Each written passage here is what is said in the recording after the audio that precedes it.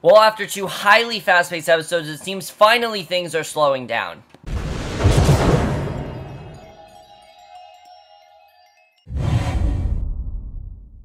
Hey guys, coming for Queen of the South, Season 1, Episode 3, Estrategia de Entrada, which actually means entry strategy. This time I'm going to translate the episodes, guys. I'm going to go to Google Translate, I'm literally going to translate it, and I did, and that means entry strategy, so...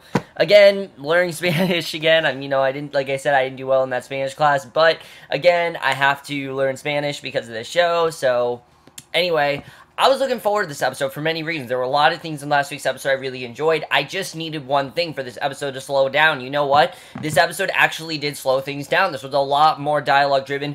Don't get me wrong, there was some really good action in this episode, but it wasn't specifically focused on the action. That's something that I do like, is that I don't want the show to just be an action series. I want this to be a story. I want to see, because that's what we want to see. We want to see the story of how she became this queen pin, how she became so successful, how she got where she did. That's the story that we want to be told, not just all this action, which is very well done, but this episode I really enjoy. I think they slowed things down. By far the best episode so far. Still not perfect. I think there were still a few things I was not a huge fan of, but let's just get into this episode. I overall really did enjoy it, and I think out of the three, this definitely, like I said, I really do think they took their time with this episode. So we start off with a flashback. We see Teresa and Guerrero. It's the same scene that we saw in the first episode. We see Guerrero warns Teresa that one day she's going to come home and he's not going to be there, and that she's going to have to remember that and leaving her alone. And we remember that scene from the first episode. I'm pretty sure that we saw that before. But we flash forward to the present, and we find Teresa in Camilla's holding cell, drawing strength from the future version of herself, just kind of trying to comfort herself, which again, I really enjoyed. That's one, I think, the best parts of the show is just her seeing herself successful and seeing what she wants to become. I think just really is inspiring for her, because we know that she's going to become successful. We do know. I mean, she doesn't yet, but we know that she's eventually going to become that queen pin. I think just seeing that just makes it a lot more inspiring, makes it a lot more interesting, and I really did like that. So Camilla then receives intel about Teresa and her former life, including a relation with Guerrero and the details surrounding his murder, because she didn't really know much of what was going on there. Camilla's belief that Teresa is much more important than Epifanio is admitting intensifies after she's told that Epifanio is not only searching for Teresa, he sent people all over the US and Mexico, because remember, he has no idea where she is. Camilla was the one that sent her away and said get away from Epifanio. Now, this is my one main concern with this episode, is that you feel the tension for Epifanio, but at the same time, I didn't really feel the tension in this episode. I felt like it kind of felt a bit safe for Teresa, and definitely a little bit more dangerous for Brenda. That's what it seems like he's going after, is Brenda. Now, granted, he doesn't know where Teresa is. I'm sure he's going to find out eventually, and I'm assuming that he's the one that's going to end up killing her. That's what I'm assuming, because we know that Teresa's going to die at the end of this show. I'm assuming that Epifanio is the one that kills her. I'm not really sure, though. But I did think that was really good that we saw in the holding cell. Teresa's been... So, like I said, I really did enjoy seeing that. I thought that was overall very interesting. And, like I said, I like that things were slowing down a bit. So in the holding cell, Teresa's been moved to a holding cell with other mules, a dubious promotion in her new world, and she encounters hostility from the other mules. I mean, they're really mistreating her very violently. She retrieves her cell phone, discovering that she has multiple messages from Brenda. Obviously, Brenda's freaking out, doesn't, has no idea where she is, because, remember, Teresa just left. She doesn't know where she is. She thinks she could be dead, and I did like the stuff going on with Teresa and Brenda. I really do care for Brenda as a character. I feel bad for what's going on with her. And she, along with her son Tony, they're being hunted by the same people that killed Guerrero and Chino. And they're very worried that they went after Teresa and that she's dead. And as she's listening to Brenda's voicemail, Brenda tries calling her again, knowing that if she answers, Epifanio's men can use the cell phone signal to track her. Teresa declines the call because they can find her in any way. And she obviously does not want that to happen. And even though she really wants to call Brenda, she knows that obviously it's just not safe to do right now. So Brenda and Tony are then still navigating the streets of Mexico, dodging the men that are after them. Two men are tracking her again, using the cell phone signal to find her, and it really is crazy. We see Brenda, it's really interesting the way that was going. So they're hot on the trail at this point.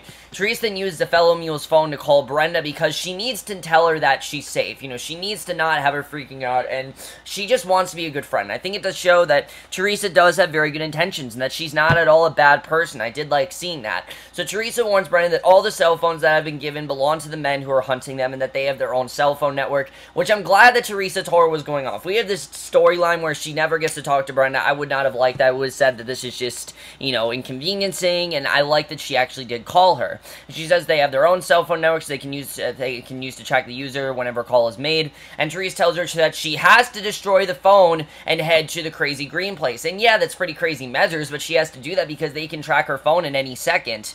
So Brenda destroys her phone, the men pull up on the street next to her, and running for her life, she and Tony steal a car. Very good action here, let me just say. They flee the area in the holding cell, and I really like the way that was done. That's pretty much the only, like, really big action scene in this episode, which I liked. I liked that this episode wasn't full of action, because last week's episode kind of just felt like an extended action scene at points, which was fine. It's just I want the show to slow down, and luckily after this, it does finally.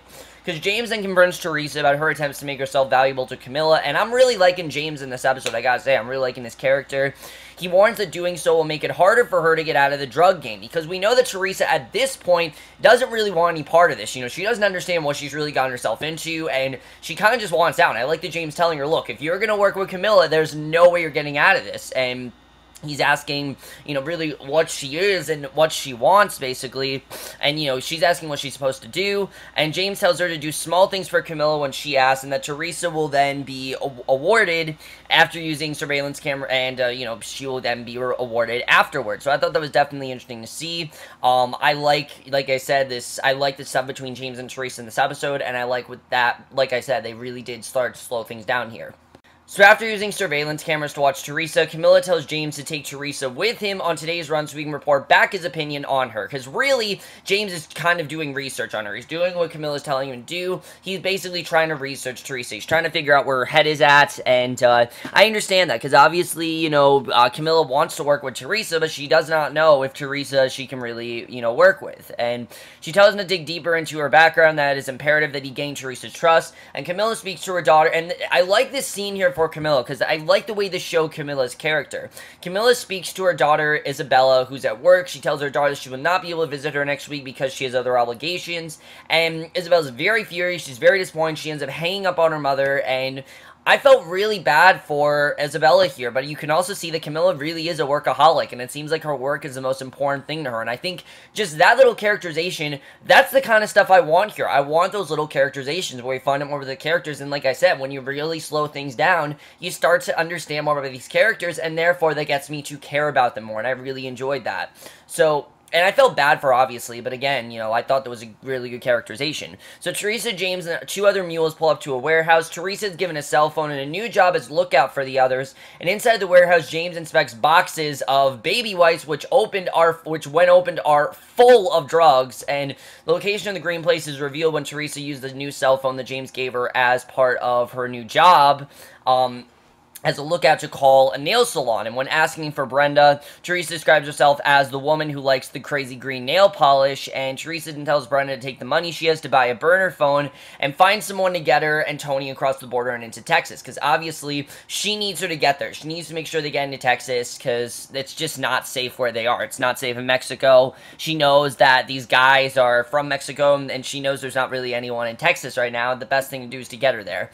So I like seeing that. Back at the warehouse, James then spots a suspicious worker, questions his contact and the identity of the unknown man, and outside, still on the phone with Brenda, DA suddenly pulled Teresa, and this is crazy, the DA suddenly pulled Teresa out of the car. They throw her in the back of the van, and they inside the van question her about whether the way she works for Camilla, and Teresa refuses to say Camilla's name because she doesn't know who these guys are, and she's thinking that they found her, and I'm like, there's no way they actually found her. It's only episode 3. There's no way. And she's denying that she works for anyone, and it's then revealed that the people interrogating her are not really DA agents, but people who work for Camilla. She wants to, you know, again, see if Teresa can prove her trust. And exiting the van, Teresa then sees Camilla herself staying in the parking lot. Camilla tells Teresa that she's impressed with her so far, but had to see whether or not she could be fully trusted, because even though she really does want this, she needs to know that she really is on her side, and that she really can trust her, and that what she wants her to do is going to get done. And I totally do understand. I really do get where Camilla's coming from, and yes, she's taking crazy measures, but with something like this, she kind of has to. So I kind of see what she's talking about here, and I really enjoyed it. I thought that definitely was very interesting. So James again then warns Teresa about Camilla being very dangerous and that really she's not someone to work with, that she's really not good for her, and despite his warnings, Teresa insists being involved in the drug transaction so she can become even more valuable to Camilla. And you can kind of see that Camilla's kind of playing her like a fiddle at this point. Like, Teresa's kind of her puppet, and Camilla is definitely pulling the strings. She's definitely like the puppet master, and it's kind of like Mr. Robot and Elliot. She knows what she's getting herself into, but she can't help but give in, which is very interesting to see, and I definitely really did enjoy seeing that. And I like that Camilla really isn't going to do what other people tell her to do. She's going to do what she thinks is best for her, and I like seeing that. So Camilla then meets up with her lawyer, Teo Algerafi, I think is how you pronounce his name, meets with her in a restaurant, and they discuss a retail transaction that will help Camilla expand her reach. And as we know, Camilla wants to do something about Epifanio, as we know. You know, she told Teo before she wants to do something about him, and Teo confronts Camilla about her husband's drug trafficking business, expresses his reluctance to do anything to anger a man as powerful as Don Vargas, and Camilla advises Teo to be just as scared of her as he is of her husband, which is interesting. And honestly, I'd be pretty scared of Camilla. I mean, she seems like a kind of very intimidating lady, and offers him a piece of her overall profits, and we don't exactly know what she wants to do here. All we know is that she wants something to be done. She doesn't want, you know, Epifanio to be in charge. She wants herself to be in charge, and she's going to make sure that Teo does that for her. I really do like what Mark Consuelos is doing here. I didn't really know if he could act very well, but he's really doing a good job. I'm really liking what he's doing here, and it really makes me excited to see what he does on Pitch, because I know he's on that show as well, so I like what he's doing here for the most part. Back in the van, Teresa and James then take further steps to complete the drug deal. The buyer then tests the product and confirms that it's 90% pure, and James checks the cash, confirming that it isn't counterfeit, and Teresa asks to check the cash herself, feeling that something is amiss. Something's not right here, and she discovers that some of the money is actually counterfeit after feeling that some bills are lighter than others. And James confronts the buyer, asking to weigh one of the bills to make sure it weighs 1 gram. And after weighing the bill, James confirms that it is counterfeit, and James repeats the process with another bill, which is also light. And the buyer then swears that he knows nothing about the fake bills, questions one of his associates. Teresa tells the men to check the associate's car where the real money's discovered, and Teresa says they should just let the man go, but instead he's actually executed right in front of her, which that was just crazy to see. But again, it really does show that Teresa has no idea what she's getting herself into, and that really was insane.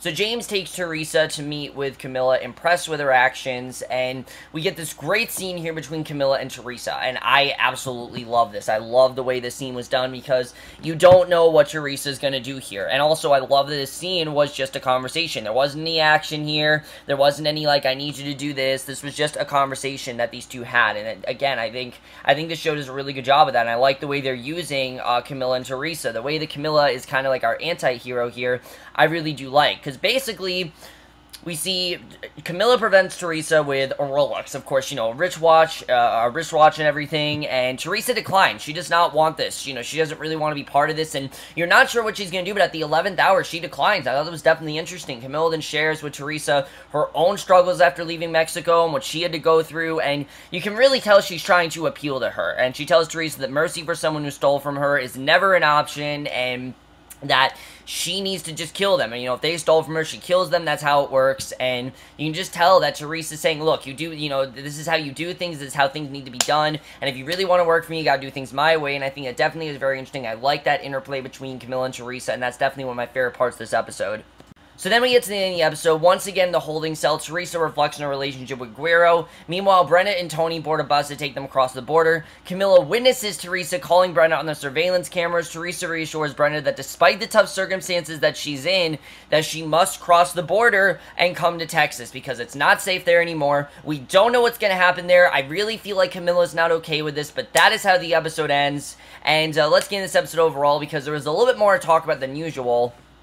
So overall, like I said, out of the 3 episodes, I really did like this episode. I like showing the relationship between Camilla and Teresa, because it's a very interesting relationship. You can tell that Camilla really is trying to appeal to Teresa. Does she necessarily care about her? I don't really know. I feel like to her, Teresa's just another girl and just another transaction to her. That's just how it kind of works, and I think that definitely is very interesting, the way that that's all going down between Camilla and between Teresa. I'm liking their overall relationship. I think it definitely is interesting, and especially with Brenda. It seems like Camilla's really not okay with what Teresa's doing with Brenda. It doesn't really seem like Camilla wants Brenda there, which is overall really interesting.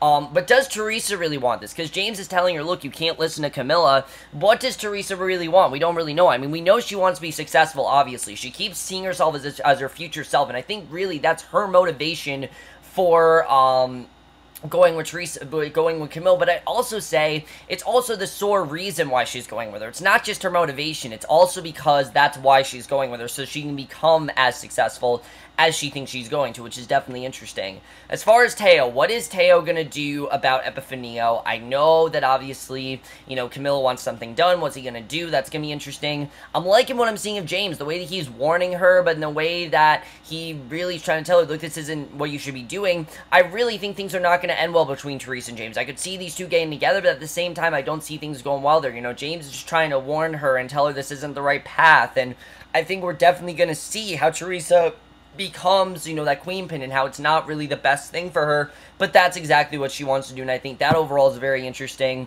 And then as far as Brenda, are they going to get there? Are they going to be able to cross the border? Is she actually going to come to Texas? And then from there, what's going to happen? We know that all these men are now after Teresa. We don't really know what's going to happen there. I think it's going to be a little bit, the thing's going to slow down a little bit, because obviously with Brenda coming to Texas, she won't have to make as many calls, and therefore they won't have to keep destroying phones.